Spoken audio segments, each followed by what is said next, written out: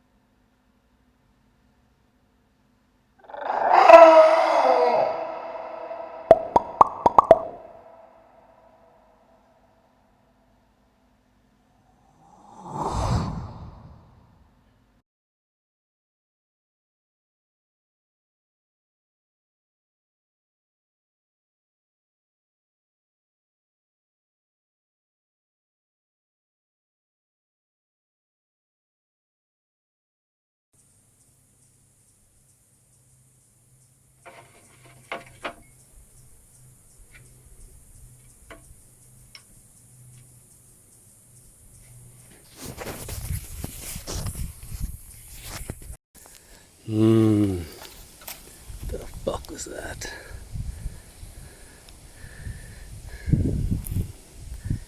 Nice black water. Tasty.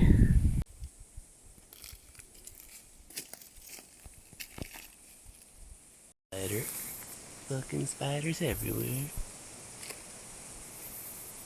Amazing. Probably more spiders up here, is there? Maybe. Threatening to freeze like Ah, fucking spiders. It's really wet.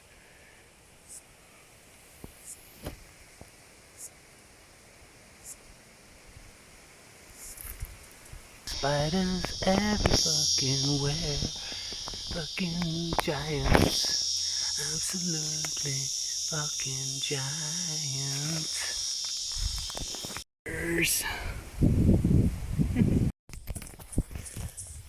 Ooh, tasty. Tasty lunch from Mr. Spider. I broke one of the strands of it, the bottom one. Spider. Fucking massive.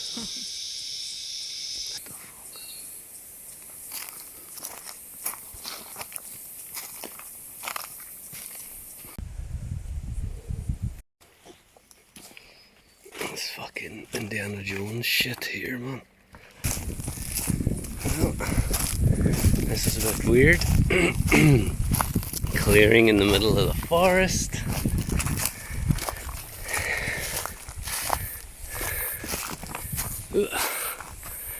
What's this shit all about then?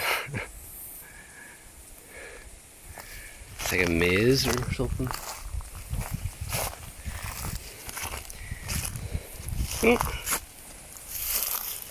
Someone's drawing a heart.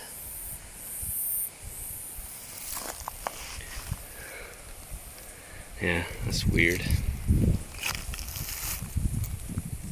Ooh, spooky! Witch's coven thing or something, is it? What is it? Nadine? Yeah? Did you leave a mug out the back last night? No. Oh. Well, somebody did.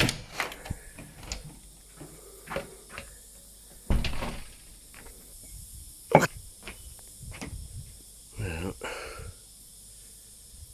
someone's leaving us a wee fucking present, eh? You like, buddy? You fucking...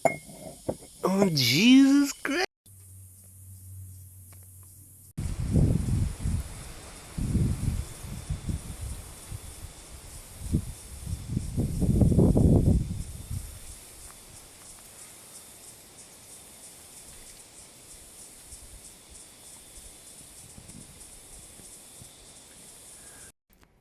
So I was just going to go out for a fag, enjoy the back porch, and then I saw this shite. Nadine! Yeah? Will you go out and lift them then? You saw... Nice guy.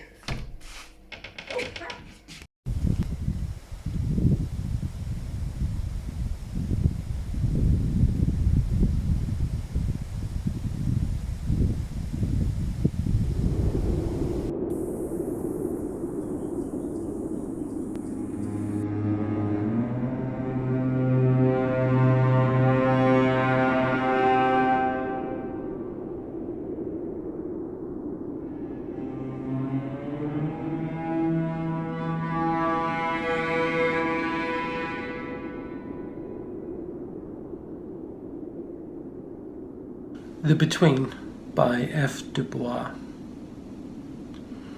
The man sprinted in bursts between steady runs to replenish his breath for the next dash. The leaf-covered ground was wet and uneven. Branches whipped at his face as he panted, shielding himself with his arms as best he could. Sweat glazed his face, and condensed tendrils trickled downward as he wiped them away from his eyes. He was cutting this too fine. The glow from the moon was barely sufficient to light his path through the dense woods, but he knew the terrain well. How he had found himself so far from home on foot at such a late hour was beyond him. He wasn't normally this careless. He knew only too well that things could get complicated if he wasn't there when the time came. He emerged from the woods panting and took a moment to catch his breath. Condensation escaped from him into the night as he stood with his hands on his knees atop the sloping field. The stars chattered in their gibberish Morse code, and he couldn't help but pause, time he didn't have, to let them wash over him.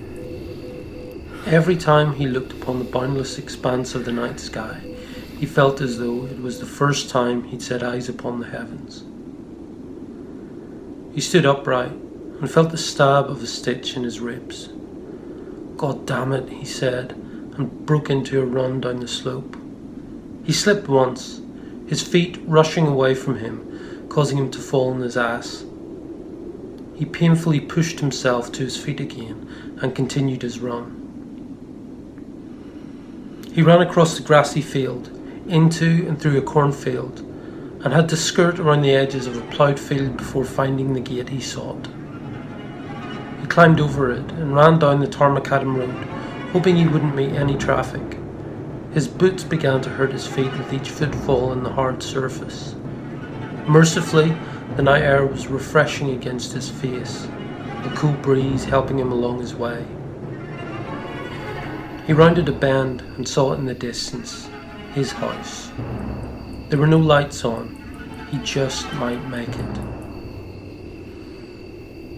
He made one final push and ran until his ribs screamed bloody murder.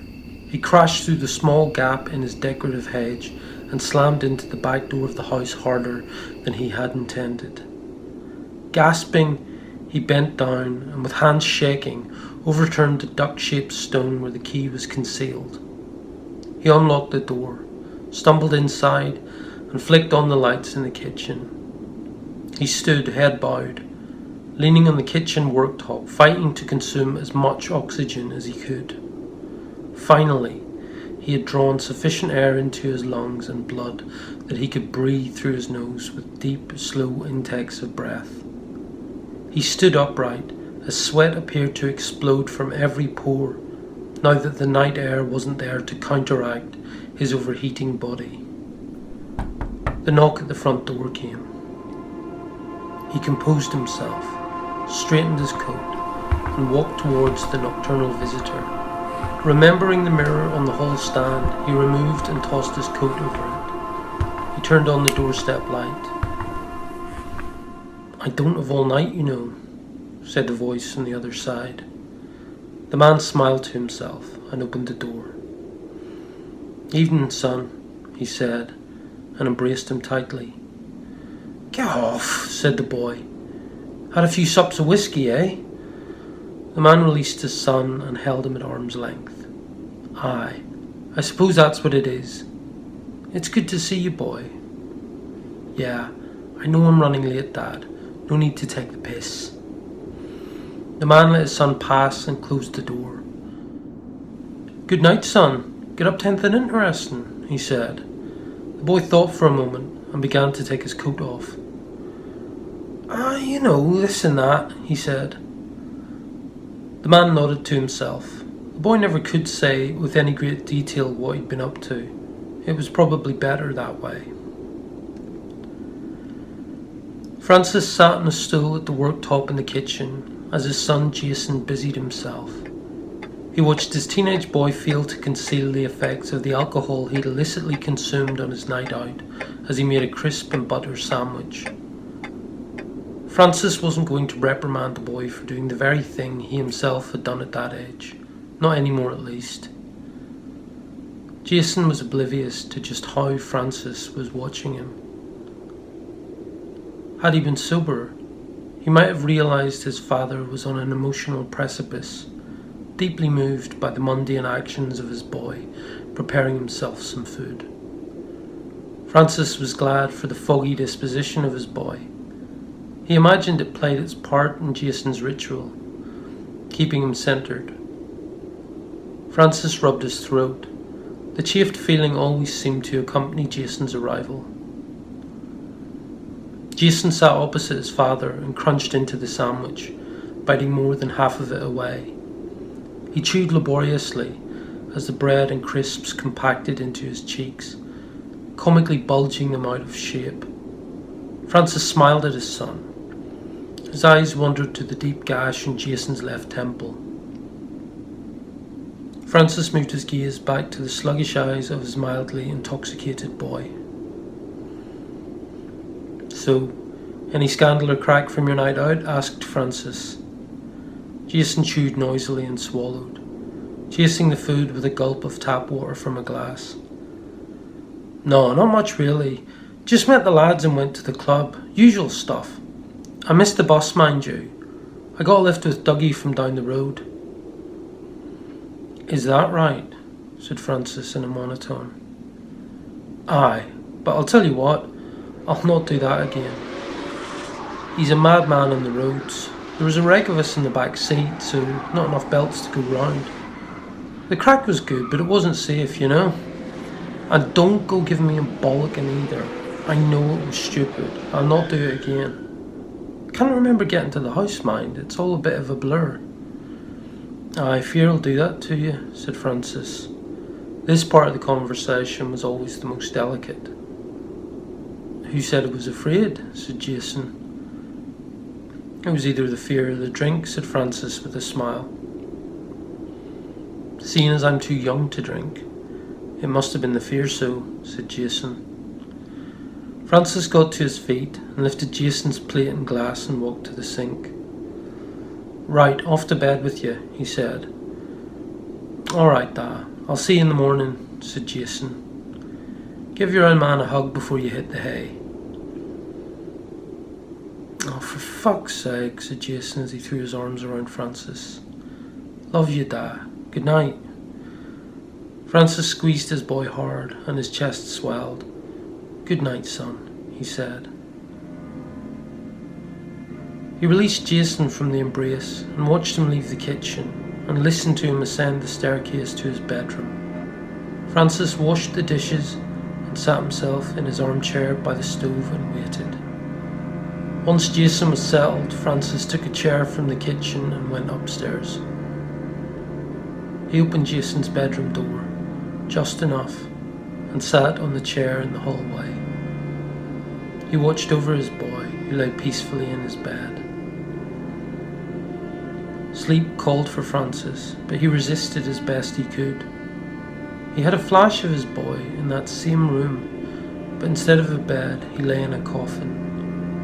The gash on his forehead professionally filled in. Francis awoke with a start and looked to find Jason. His bed was empty. Francis's watch was ended once more. He lifted the chair and walked back down to the kitchen, sitting himself back into the armchair. Francis rubbed at the chafing on his neck, absent-mindedly. The stove only gave off a bit of warmth now, but it was enough to carry Francis into a sleep in between whispering sobs. The man sprinted in bursts between steady runs to replenish his breath for the next dash. How he had found himself so far from home, on foot, at such a late hour, was beyond him.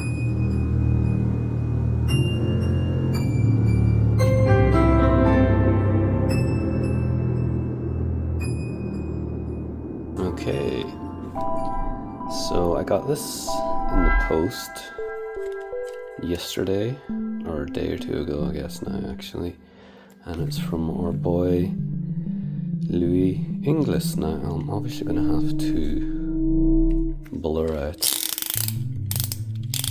the address information there, but yeah, let's see if we can open this. This feels like a bad idea, but because this is well wrapped as it should be. Thank you, Louis.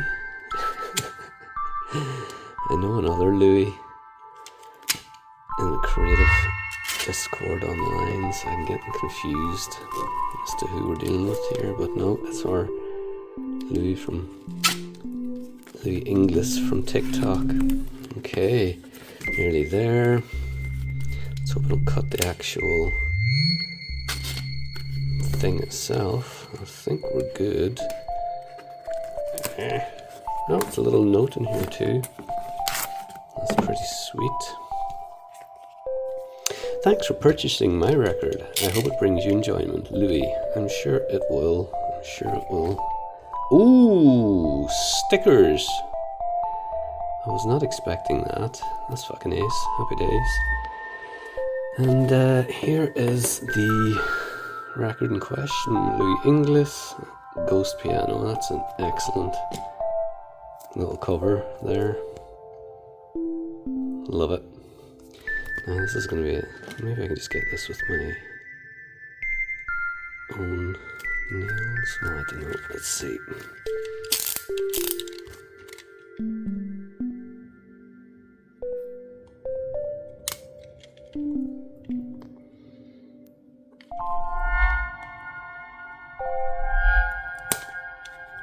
Okay, that should be enough.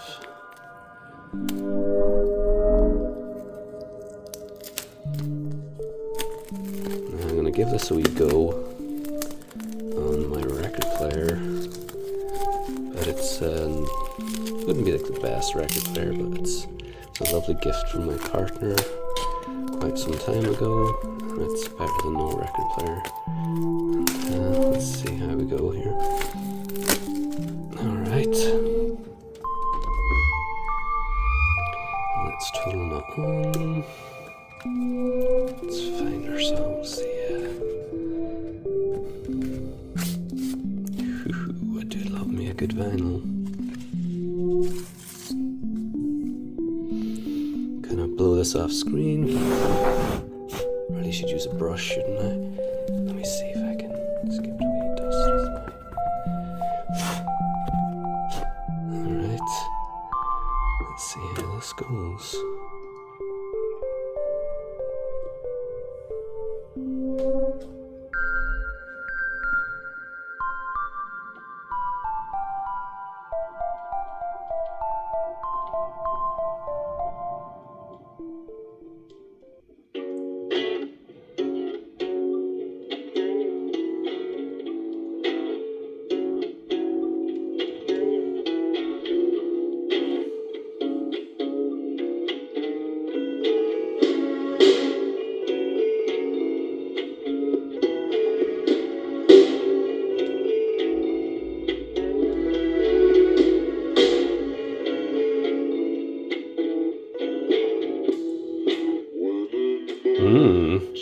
Figured that might be the problem. Now, this has happened before. I don't know if it's the speed, playback speed, or if it's the this thing in the back. Sometimes power isn't fully coming through, so you have to get in there with the plug.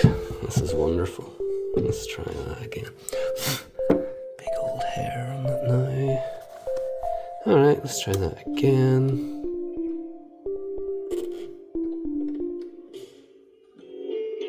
That sounds better, isn't it?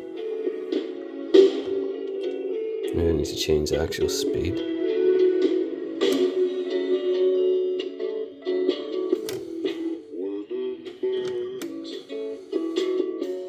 Needs assistance. Lots of love. Lots of biscuits. Here we are.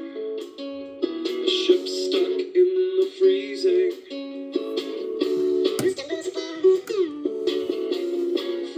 See, like this is the speed it should be played at.